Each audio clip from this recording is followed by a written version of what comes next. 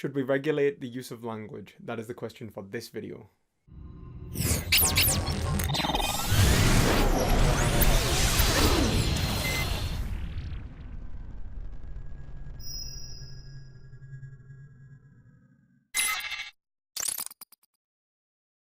Hey everyone, and welcome to another episode of Perspective Philosophy, where we try to better our perception of the world through philosophical discussion. Today we are going to be discussing whether we should regulate the use of language, and by that we mean to ban particular words or phrases and the conditions of their use.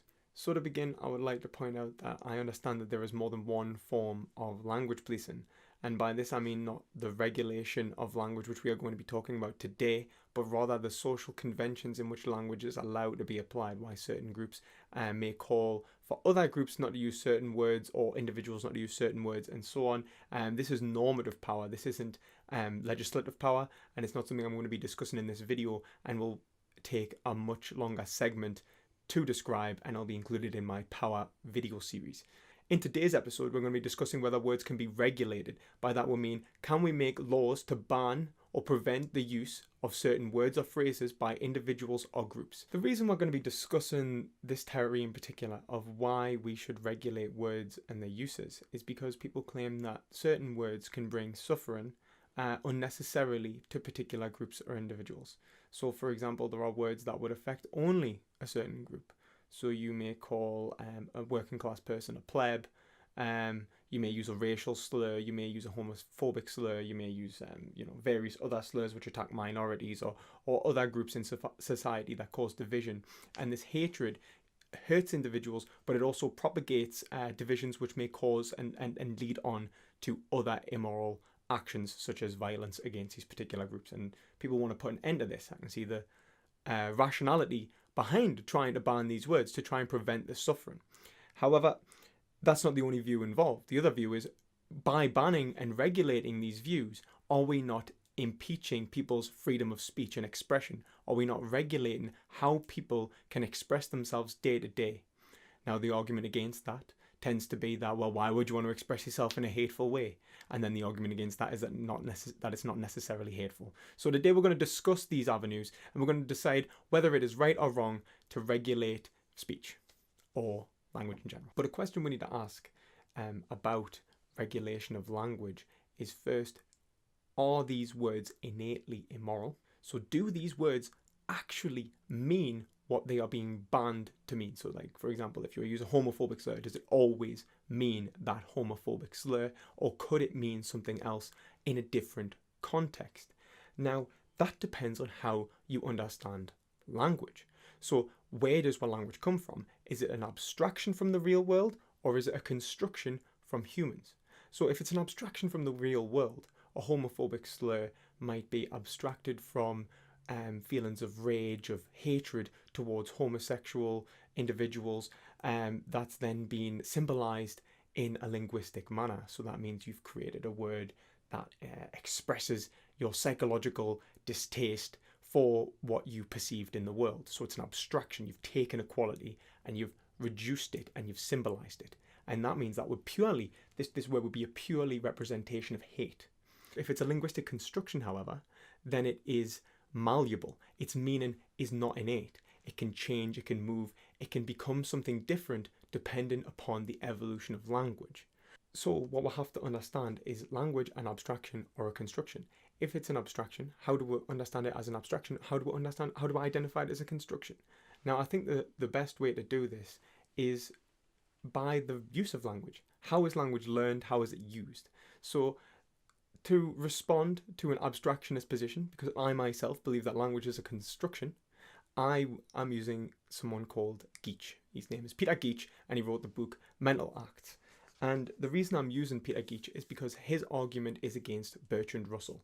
So Bertrand Russell understands language as an abstraction from the world. So you would see a certain quality within the world, let's say a colour like blue, and you would have seen that from the world, you'd have abstracted it, you'd have created symbolic representation of the world in your head, and then you can communicate to another person. However, this is not the case. What is more true is that we instead create a construction in our heads and test it against the real world. Now, this is clear when we are able to use relationships between objects and understand them without being directly related to them. So we don't have to perceive an object to understand how it may relate to another object. So if I was to say, Bertrand Russell would argue that if you had two objects, one was larger than the other, you would understand that one was larger than the other by perceiving that.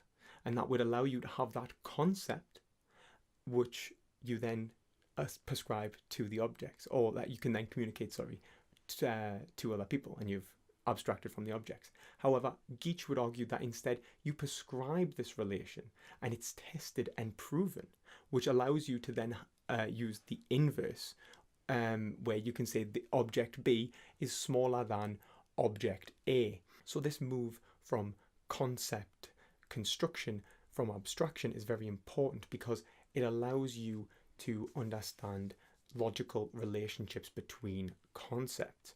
Now, by that, I mean that you can understand that, for example, if an object, let's say A, was larger than object B, then object B would also be smaller than object A. Now, if you were to make a third object, and you had only related that to object B and not object A, but it was also in turn smaller than object B, then you could logically construct a concept which would make empirical rational sense that object C was indeed smaller than object A. In addition, it also explains how words can have more than a single meaning. It's not simply a representation of a real life event, but rather an event that can be expressed verbally that has been constructed mentally. Now, these mental events, for example, come from the creativity of individuals. You learn to use words in different ways. For example, a way that people can use a concept that they would not be aware of in day-to-day life perceptually would be blind people who use the word see. So blind people can use the word see and articulate that correctly in day-to-day life. They could say, I seen through what they were trying to do, or I can see you enjoy this, even though they have no concept of sight. Now, that doesn't make sense if you've had to abstract it from the real world. And the reason this is important is because it shows that you can have a concept that has been constructed and used in day-to-day life from an individual rather than abstracted from the real world. So in the terms of hate speech, it would not necessarily have to be an abstraction from the real world, but instead this hate speech would have been a construct. It is a construct of someone's malice against another individual. However, the linguistic representation can then be malleable. It can be changed, it can be made different, so that in another context it does not mean the same thing, and banning it as a word or a phrase would limit the freedom of individuals. For example, it is popular in rap to use a particular racial slur that we won't go into because I want to eventually be monetized. They'll use that word in a context in which it is seen to be socially acceptable. So then people may turn around and go, well, actually what we're going to do is regulate the use of certain words and the groups in which they can be used by. Now, I disagree with this again, because the use of the word isn't determined by who's saying it, but rather by the understanding of the group it is aimed at. So if you will understand a word by who was saying it, you wouldn't really understand it unless you understand who they were trying to address and what the topic area was about. What was the context the concept was placed in? Now, you gain that through grammar. So grammar is a natural expression of language. You've actually learned this grammar and you can then express it on command. So you've learned how to construct words and sentences in your language, which you've internalized and know how to make new words or new expressions within that language and express your creative concept construction. So you can create new concepts, new words, new meanings, and that's vitally important because language would be totally monodynamic. We wouldn't be able to gain new concepts and progress language in particular fields, in general life, or as, a social sphere as a whole.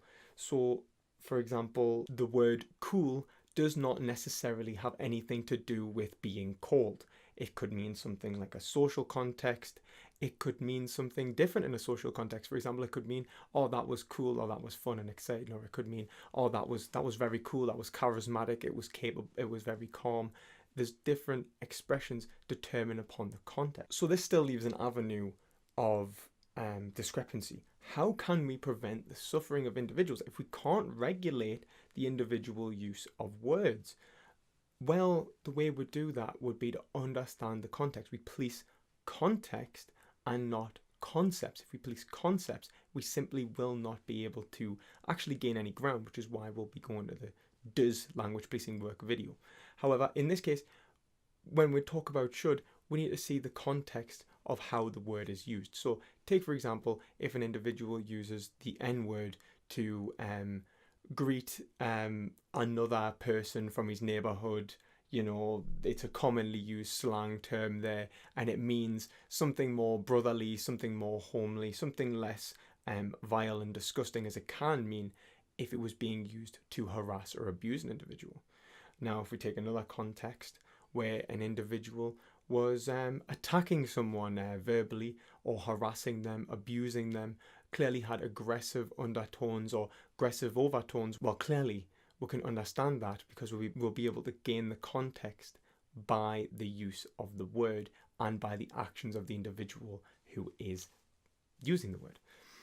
Finally, let's take another third context where the word has evolved into something different. So let's take it, let's say it even meant something hateful and it's evolved into a social slang, and then it's evolved further into more social slang, because language can evolve from itself. It's conceptual growth. It can link into new concepts which were previously alienated. Once it exists in the mind, it's able to grow and evolve, and that's how you can go from Old English to what we speak now.